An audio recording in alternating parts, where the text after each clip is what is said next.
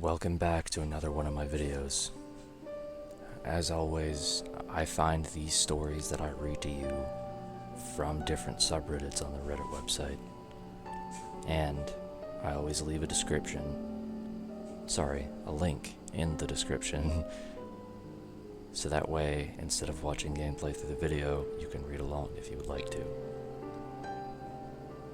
That said, let's get into the video.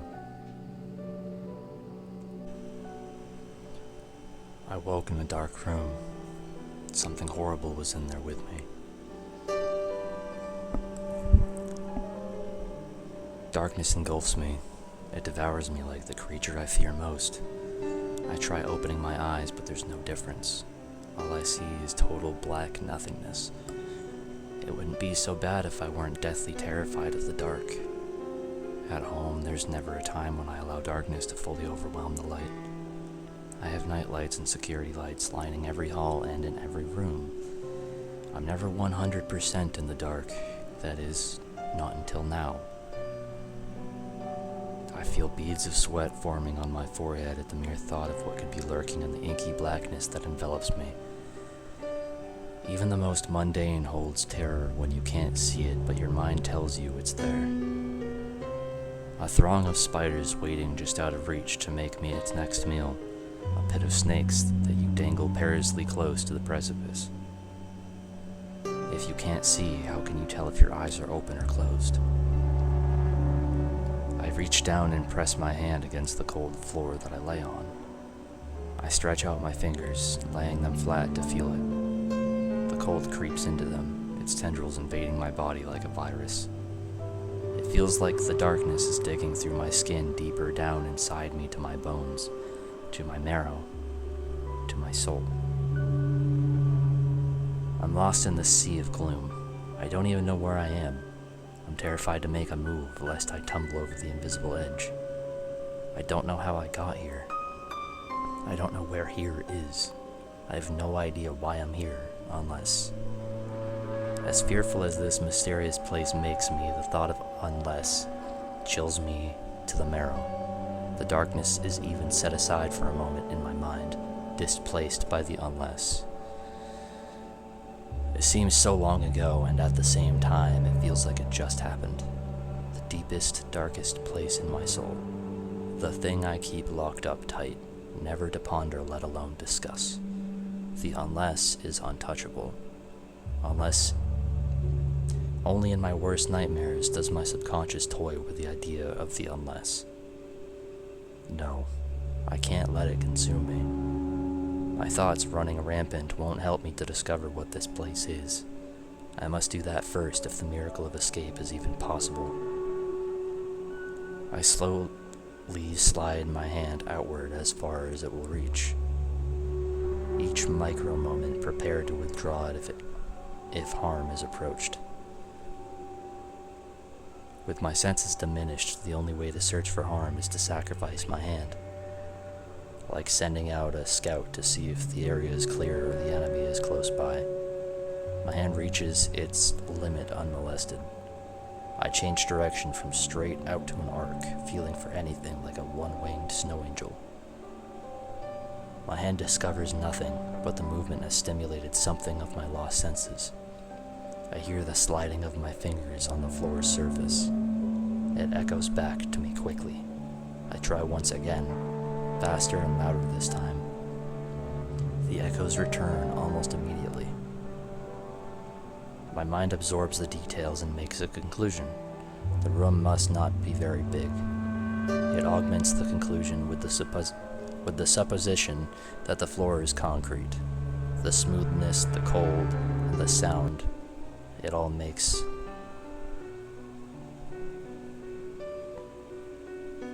I further test the conclusion by forming a fist and knocking on the door. The sound and feel cement the hypothesis. As I congratulate myself on my deduction, I hear something. Having not moved, I don't think the sound came from me. It happened only briefly, and I wasn't listening for any sounds outside the ones I'd made. My mind replayed it and came to a startling conclusion. It sounded like a sigh. as if someone was my unwitting cellmate in this murky prison. Relief and despair fought a furious battle at the prospect of another in my company that I know nothing about. Company in this tenebrous place would be a welcome happenstance. It may even lead to our escape if we work together.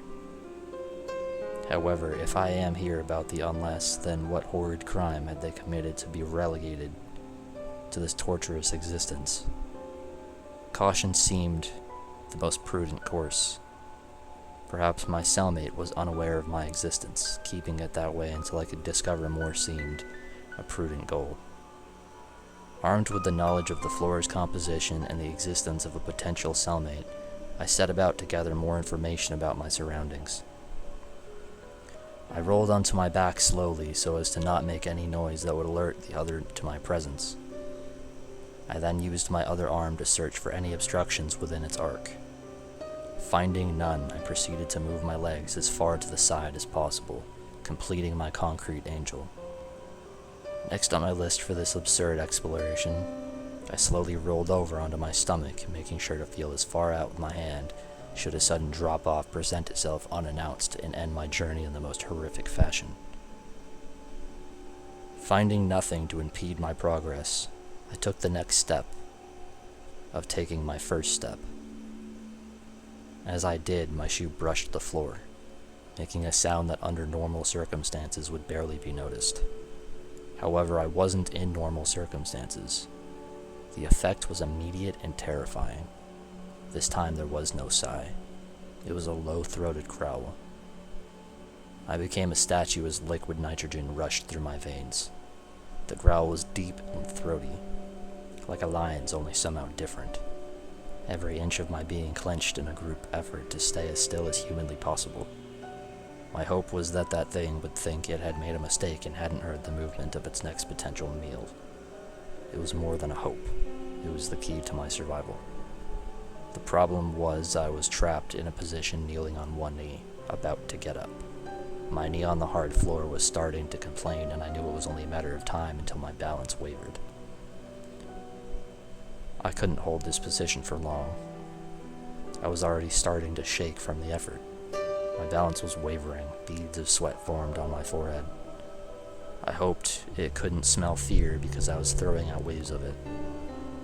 My leg was shaking. My knee was screaming. I had to make a decision. Do I sit back down or go all the way to standing? Whichever I did needed to happen fast before my knee gave out and I collapsed to the floor in a noisy heap. I decided to stand. Putting one hand on my knee and the other on the floor, I pushed up and ascended. As I rose, my knee popped. It wasn't painful, but it was loud in this quiet room. So loud that it echoed back to me. I made it all the way to the standing position before I heard the growl again. This time it was followed by sounds that were much worse. First was a sniffing sound as if it was testing the air, searching for its prey. The second was the soft yet unmistakable sound of a footstep. I didn't breathe as I waited to hear another. I listened for any sound, and unfortunately, I heard one. It was this thing's breath. It was long and slow, as if this monster's lungs were huge to accommodate a massive body. The sniffing continued, but the second footfall didn't come. Perhaps it was as confused as I was as to why it was here.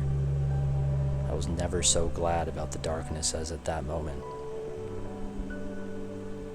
I was still terrified, but at least the darkness had become my ally, if only for a moment. I couldn't see the monster, which was a blessing in itself. My imagination was already picturing the most horrendous demonic thing that ever cursed the planet with its existence. But the darkness was a double-edged sword. It couldn't see me either. If I stayed quiet enough, it might write me off as nothing more than a figment of its imagination. With only rhythmic breathing and no sound of pursuit, I took my first standing step away from the beast. With measured and calculated caution, I stepped away from the sound of my bane and felt silently and cautiously with the toe of my shoe to make sure there was a floor to step onto. My foot landed with the impact of a feather. I transferred weight to that leg and stepped with the other. With the lights on and no demon waiting to devour me, my motions would have been quite comical. As the situation was, they were anything but. I continued the arduous task of silent escape, listening intently for any change in the monster's breathing. Time had no meaning in this place, but if I were to guess, I would say it took me nearly half an hour to take 10 steps. The 11th step, however, was the problem. When I put my foot out, it hit something. I immediately froze. I couldn't tell if the something had been hard like a table, or soft like another creature lying in wait for some poor stupid person to stumble into it. I drew my foot back and waited to see if whatever it was reacted. The darkness didn't abate. At times I considered holding my eyes closed. At least that would keep them hydrated. For some strange reason, it also seemed to help me focus. If you liked that video, then like the video. If you're going to bed soon, sweet dreams. And if you have a full day ahead of you, I hope it goes well.